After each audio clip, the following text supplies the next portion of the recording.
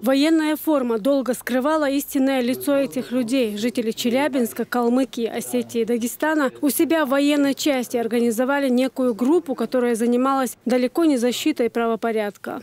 Проходя службу на территории города Грозного по линии внутренней войск 46-й бригады, организовали преступную сеть, собирали деньги, потом эти деньги через ячейки, через интернет переправлялись в Осетию.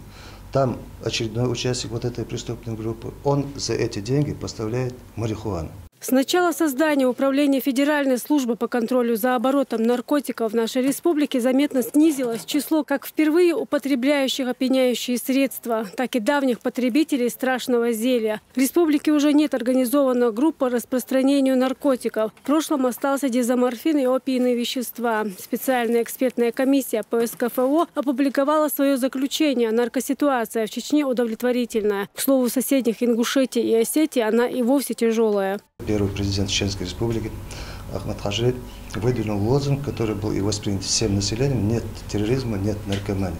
И вот после этого все правоохранительные структуры, члены антинаркотической программы в одном едином ядре объявили войну этой наркомании.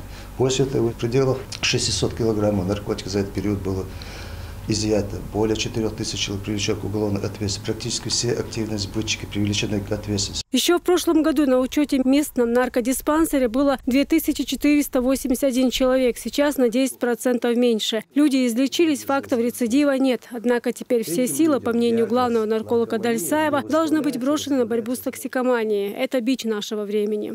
Первичная профилактика у нас идет, не останавливается ни на минуту.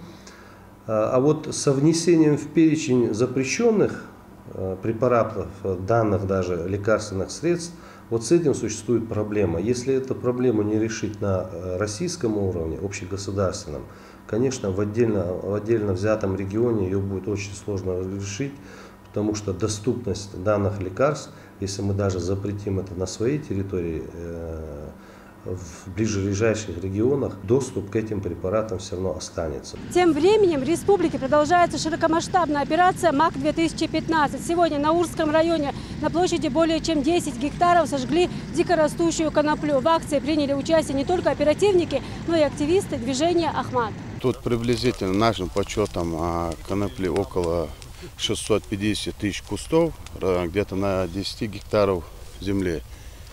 Мы совместно администрация района с клубом «Ахмат», с партией «Единая Россия», управление уголовного розыска наш по линии незаконного оборота наркотиков и отдел непосредственно наш ОМВД с использованием сельхозтехники.